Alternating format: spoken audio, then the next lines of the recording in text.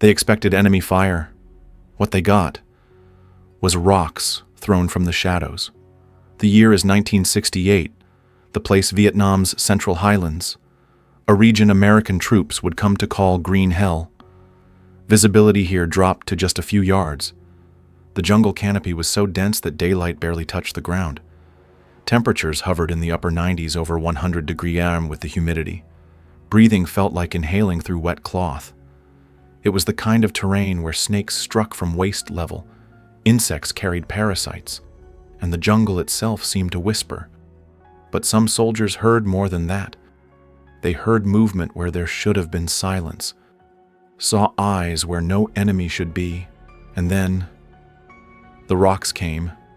Not one, not random, but thrown, deliberately, with force. What followed would become one of the most whispered secrets of the Vietnam War, a story shared only between combat veterans and campfire shadows. This is not about politics. This is about survival. About what happens when you're no longer at the top of the food chain. Welcome to the forgotten front of jungle warfare. Welcome to the domain of the Rock Apes. They expected Viet Cong. What they got were rocks thrown from the dark. The year was 1968, the setting Vietnam's Central Highlands. To the men deployed here, it would come to be known not by its name, but by what it felt like: green hell. Visibility dropped to just yards. The foliage wasn't just thick, it was suffocating. Triple canopy jungle stretched overhead like a living ceiling, blotting out sunlight and replacing it with a wet, oppressive twilight. Even in the middle of the day, it felt like dusk. Temperatures climbed into the high 90s and the humidity pushed conditions past 110 degrees, turning every breath into a fight. Troops carried loads over 100 pounds through terrain designed not for men, but for snakes, insects, and things older than war. The land itself ancient, silent, watching felt alive. But it wasn't the jungle that unnerved the soldiers. It was what moved inside it. The military called it closed terrain, a nightmare for visibility and navigation. GPS was useless. Compass readings flickered. River networks cut through the valleys in long, twisting veins, making land communication nearly impossible. Only a few worn-out dirt roads cut across this dense wilderness, and they were often under enemy control. For many soldiers, their first real enemy wasn't the Viet Cong, it was the jungle itself. Every step carried risk. There were vipers coiled like roots, punji pits hidden beneath moss, and diseases the medics couldn't prevent. Malaria, dengue, jungle rot, even a scratch could fester. One military medical report described it plainly. Disease is inescapable. Soldiers learned to fear the two-step crate, the bamboo viper, and the white-lipped pit viper, because if they bit you, you had 2 steps left before collapsing. But there was something else in the jungle, something no manual warned about, something that watched. At first, it was dismissed. Nerves, sleep deprivation, shadows. But then the reports began to repeat. Different units, different nights. Movement in the brush too fast, too upright to be human. Stones thrown accurately, powerfully. Veterans started calling them rock apes, because when you threw a rock at them, they threw it back, and they didn't miss. Official radio logs recorded strange disturbances, rustling at impossible speeds, and sometimes laughter. Not the laughter of men, but something deeper, heavier, close, but not close enough to shoot.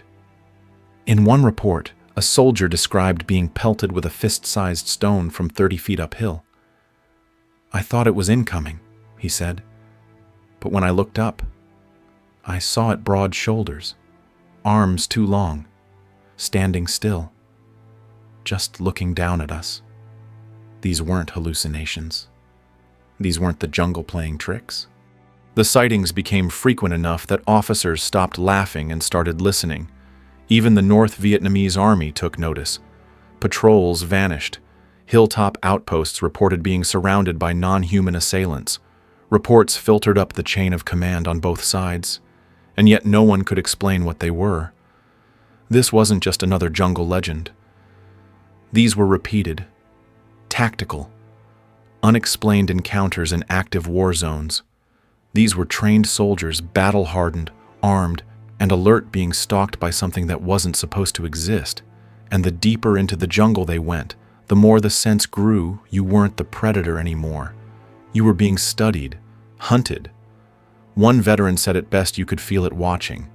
Not with instinct, with thought. Before the first American boot hit Vietnamese soil, the locals already had a name for what lurked in the deep Batutut, the forest people. But the U.S. military didn't believe in folklore. They believed in firepower, and they soon learned there are things in that jungle that don't care how many stripes are on your sleeve or how many stars are on your flag.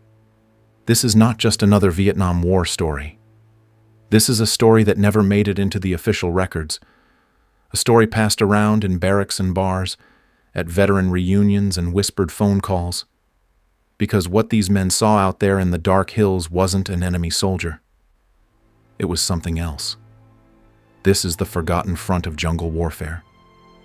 This is the domain of the rock apes. It wasn't the gunfire that scared them. It was the rocks thrown from the tree line with intention. The first reports came in low and quiet, patrol units whispering over the radio about movement, not the usual kind, not the scattered shuffle of enemy boots. This was something heavier, slower, upright, watching. At first, higher-ups dismissed the chatter. Fog of war, sleep deprivation, maybe even Viet Cong using psychological tactics. But then it escalated. A squad stationed near Hill 621, a remote, forest-choked elevation in Kon Tum province, reported what they thought was an enemy scout team flanking their perimeter. Standard protocol kicked in: hold fire, confirm movement, call for air recon if needed. But what happened next made no sense at all. Stones smooth, river-worn stones started raining down on their position from above. Not debris, not shrapnel, hand-thrown projectiles, dozens of them. One soldier took a direct hit to the helmet, another had his shoulder dislocated by a rock the size of a grapefruit. Radios lit up in panic. The squad leader shouted, "We're under attack from the ridgeline, requesting fire mission," but recon teams later confirmed there were no enemy fighters in the area, no footprints, no shell casings, only scattered stones. They called them rock apes, not as a joke, but because they weren't sure what else to call them. And when soldiers retaliated, throwing rocks back, it only made things worse. The creatures returned fire, harder, faster, more accurate. In some encounters, soldiers described apish shapes darting through the foliage, low and wide but moving upright. Others described something closer to men but with arms too long, heads too oblong, and a stare that didn't belong in the animal kingdom. One soldier, shaken and quiet, said, "It looked at me like it was reading me." These weren't isolated incidents. Units from multiple divisions, the 101st Airborne, the 173rd Airborne Brigade, Marines from Task Force Delta, all filed after-action reports describing similar engagements. And those who didn't file them, they talked.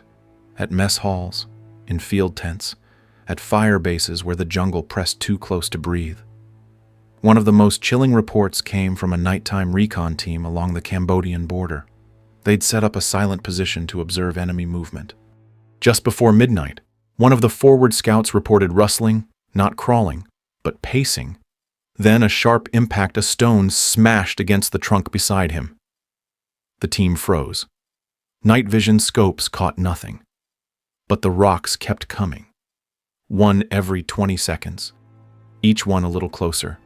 When they finally broke position and pulled back, they expected pursuit. But the jungle went dead quiet, as if something had proven its point.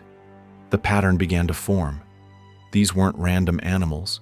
They operated with tactics, with awareness, with rules. They approached only at night. They used high ground. They never initiated gunfire, but they always struck first with stones. And when soldiers ignored the warnings, the aggression scaled up. This wasn't combat. It was a warning. Even the North Vietnamese army took notice. Intercepted communications mentioned spirit attacks, strange losses on hill patrols, and an old word whispered by the Montagnards Batutut, the forest people, the U.S. Military had no protocol for cryptids, no section in the field manual on how to fight something that didn't show up on infrared but could hurl a stone hard enough to crack a skull. And still, the reports kept coming. One Marine put it simply. It wasn't just something in the jungle. It was something that belonged there. We didn't. Whatever was throwing the first stones wasn't doing it to scare us. It was doing it to tell us this war didn't belong to us. This jungle didn't either. They didn't run. They didn't hide. They just watched us. To survive in the jungle, you learn to read the silence. And for the men stationed in the Central Highlands, silence could be the loudest warning of all. Animals flee before a firefight. Birds stop singing before a mortar strike. But there were nights when everything was silent and no one fired a shot. That's when the veterans started to worry, because it meant something else was already watching. It wasn't just the stones. It was the presence. Multiple soldiers across different units described the same sensation being observed, not by a sniper, not by an enemy patrol, but by something closer, lower, smarter. One corporal described walking point along a narrow ridge outside of Dak To. Midway through the patrol, he froze not from noise, but because he felt it. I don't know how to explain it. He later said, like I was being studied, like it already knew what I was going to do. Others confirmed the same. Eyes just beyond the brush, figures between trees too still to be human, too tall to be animal. Radio intercepts captured static-laced whispers, not words, but patterns, like breathing, like pacing, and always, just at the edge of vision, that shape, upright, stocky, not running, just watching. Jungle warfare was already a nightmare, but this was different, lying in foxholes at night. Marines reported hearing stones clink down in rhythmic intervals as if marking territory. Platoons set trip flares that never triggered but found the wires sliced clean. On one fire base, a soldier heard scratching on the outer clay wall of his hooch. When he stepped outside with his rifle, there was no one, no tracks, just a fist-sized rock on the step. That wasn't coincidence. That was a message. Veterans who'd seen enemy sappers crawl through barbed wire, who'd survived ambushes in bamboo thickets, said this fear felt different, more personal, more ancient, not the fear of being shot. The fear of being watched by something that doesn't need a gun to kill you. The rock apes didn't attack blindly. They waited. They assessed. They chose. Most sightings occurred around high-ground hilltops, ridgelines, cliff edges, places with full visual coverage and natural ammunition. In some regions, rock caches were found stacked deliberately, not natural debris, but placed almost like planning. And then came the behavior no one could explain. They retaliated. A squad would toss a rock into the brush and it would be thrown back with twice the force. Soldiers joked about it at first. Then one of them took a direct hit to the ribs. That's when they stopped laughing.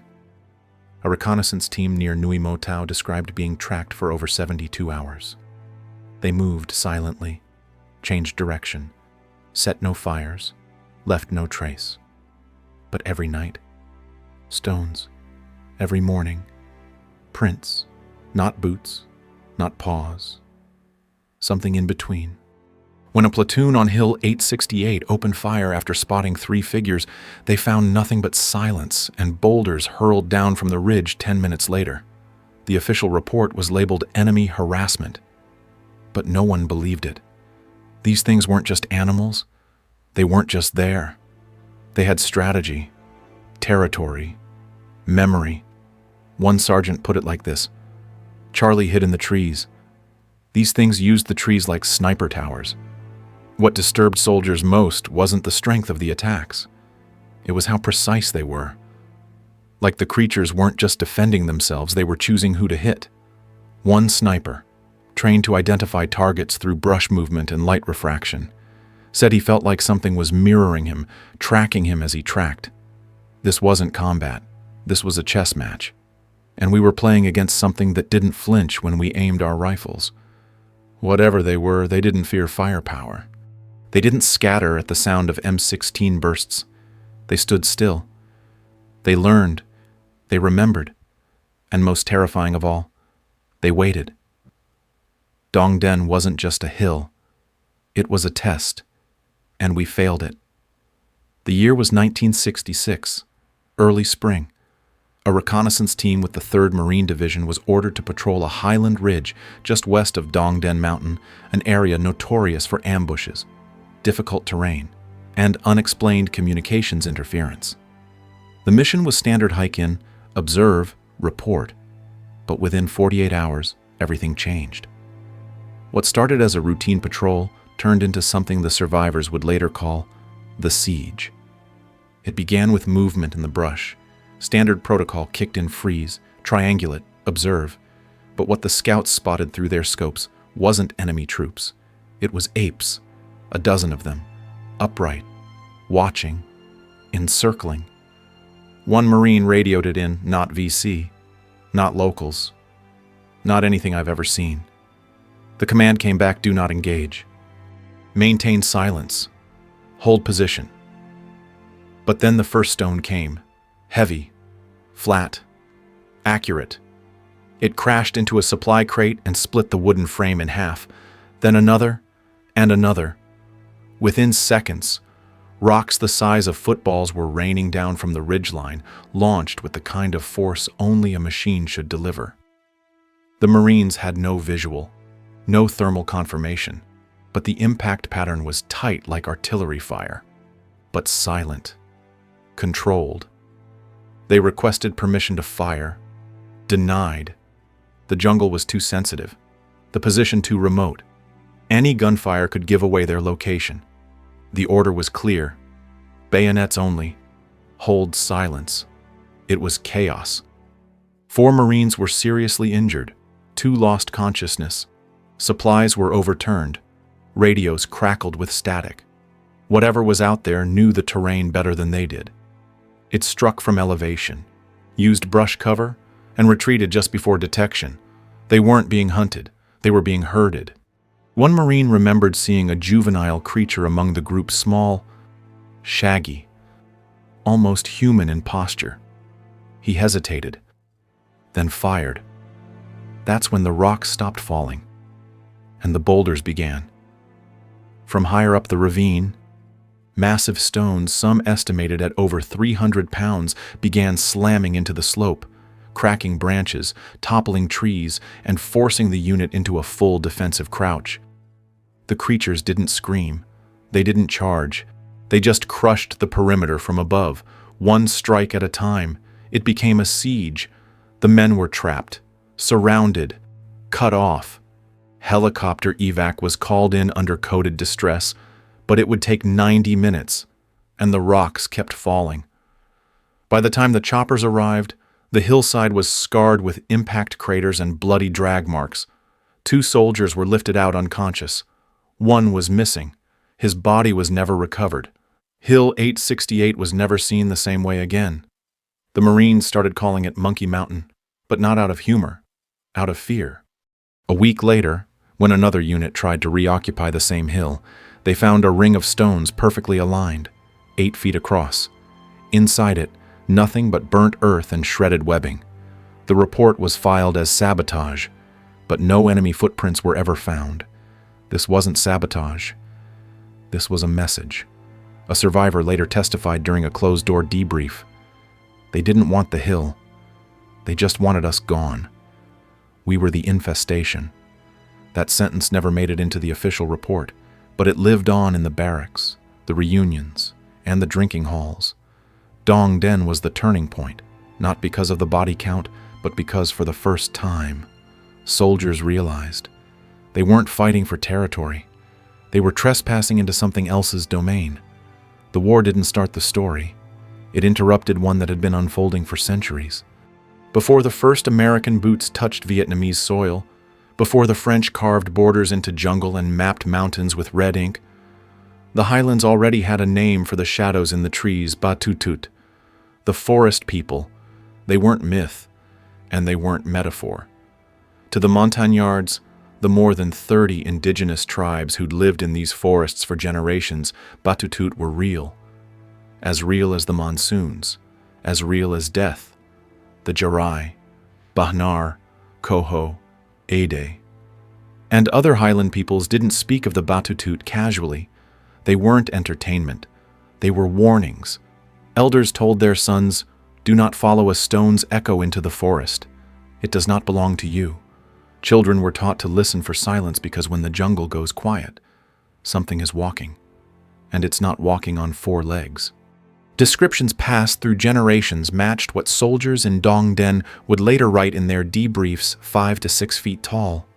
Reddish-brown hair covering most of the body, long arms, oblong heads, black intelligent eyes beneath a heavy brow. They walked upright, they studied intruders, and when provoked they retaliated, not wildly, strategically. French colonial records going back to 1947 included multiple reports of l'homme sauvage, the wild man. Notes filed by colonial officers recorded patrols going missing, villages abandoned overnight, strange footprints found near water sources. The colonial response: denial, suppression, categorize and ignore. But the locals knew better, and they remembered. In 1970, British zoologist John McKinnon ventured into these same forests, deep into the highlands, far from paved roads or modern settlements. He discovered footprints human-like in shape, but wider, heavier, and longer than any barefoot human could make. Locals didn't hesitate. They told him what they were: Batutut. Not a Batutut, but the Batutut. Singular, collective, an entity both physical and mythic. American soldiers thought they were encountering something new. They weren't. They were stepping into old tracks. The jungle remembers. It remembers who walks softly and who stomps. It remembers blood spilled for conquest and whispers spoken in fear. It remembers foreign uniforms, just as it remembers screams carried off by the wind. And it does not forget who trespasses. One tribal leader interviewed decades later said, "The jungle gives you food, water, life, but only if you respect it."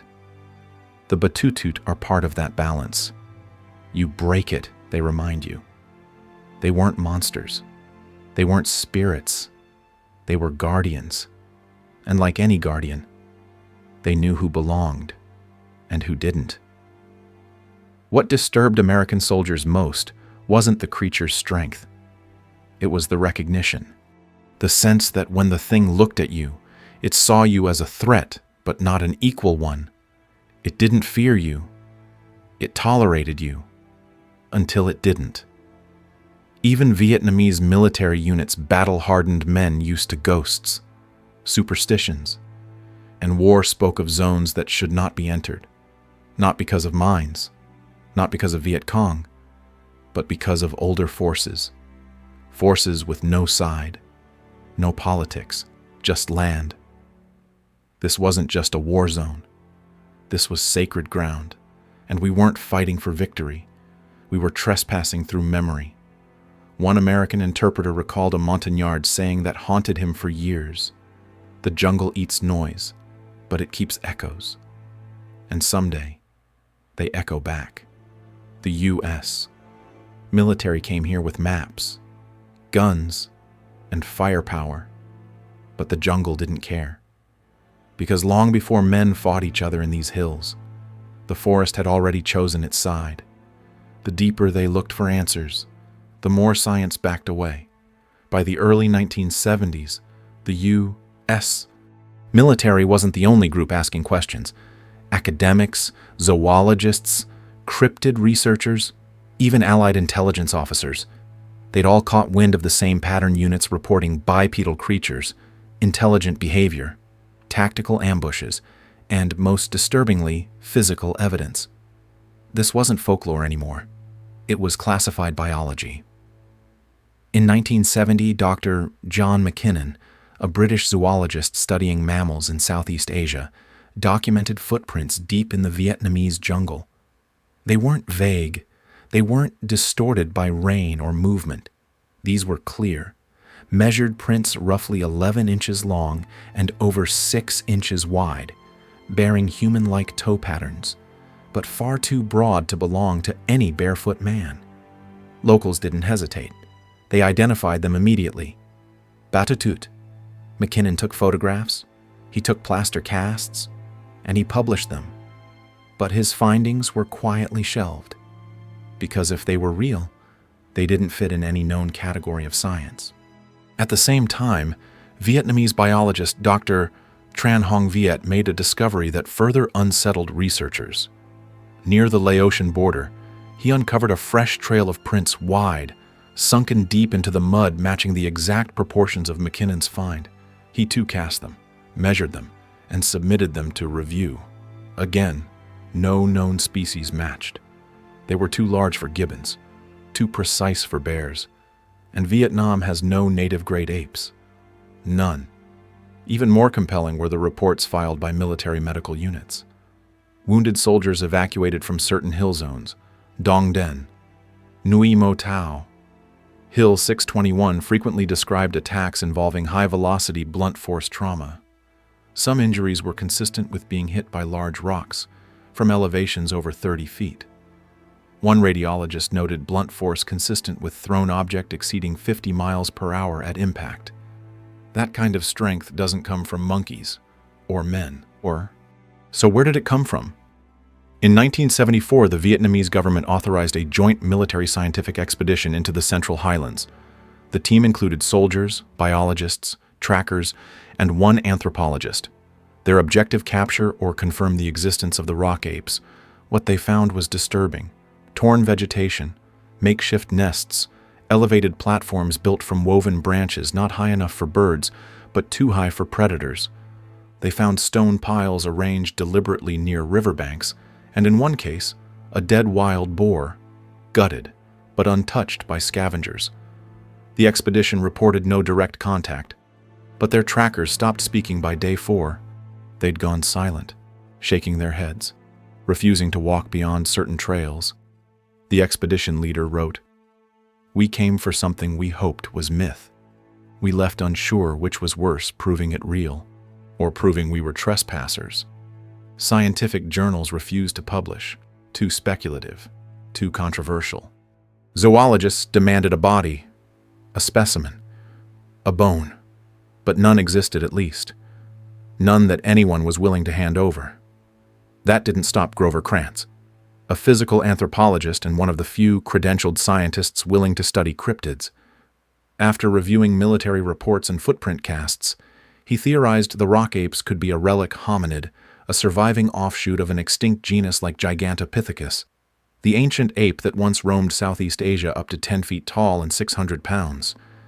Mainstream science laughed him out of conferences. But Krantz wasn't trying to sell belief. He was trying to explain footprints, trauma reports, and behaviors that didn't line up with any known animal. Science demands evidence, but the jungle doesn't leave evidence. It erases it. In the Central Highlands, decomposition is rapid. Scavengers are relentless. Fungal activity devours remains in days. And during wartime, bodies, human or otherwise, weren't exactly prioritized for study. One U.S. Army intelligence officer later wrote, "We didn't know what we were dealing with, but we knew where not to go, and no one asked why." This wasn't a failure of science.